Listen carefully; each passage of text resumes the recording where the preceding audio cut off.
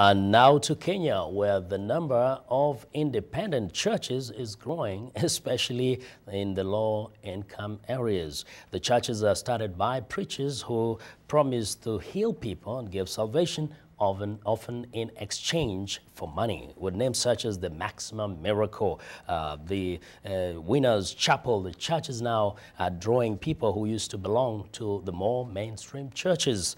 Well, let's go to Kathy Maitinyi, who visited some of these areas and files this report.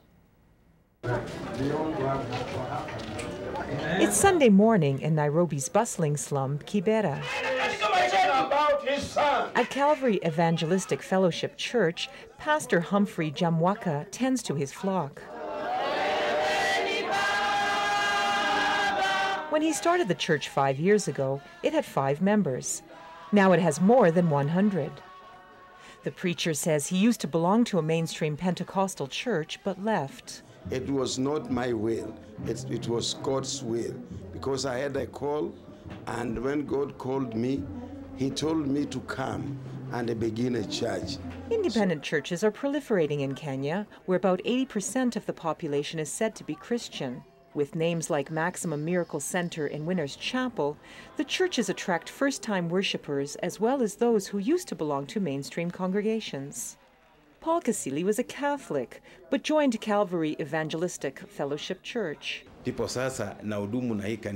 the Catholic catechist is preaching, he really does not move you, but you will find that Pastor Humphrey really moves me. He tells me things that make my blood boil. Here you are told the reality. Many people who attend independent churches say they admire the charismatic preachers and sermons, which seem muted in mainstream churches. Catholic missionary Father Paulino Mondo says many people like the fact that worshipers are less accountable in independent churches. The commandments, the rules, the guidelines of mainstream churches and mosques may not count a finger among them. That is why they are flourishing. The promise of salvation and, in some cases, healing are another big draw. Lucy Nduta is a self-proclaimed prophetess of the Salvation Healing Ministry Church in Nairobi.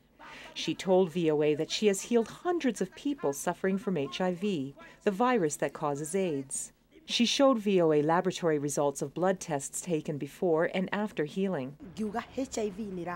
HIV can be healed. I would like the Kenyan government to know that God can heal. Nduta was taken to court last year and accused of defrauding people living with HIV/AIDS. The case is still pending. Independent churches often charge a fee for healing and other services that are traditionally free. All churches have some form of tithing.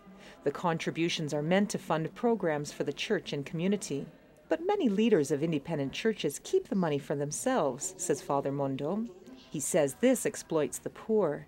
Father Mondo says the government should set up a commission to regulate churches. In Kenya, there are more than 8,000 churches registered with the government. Kathy Maitinyi for VOA News, Nairobi.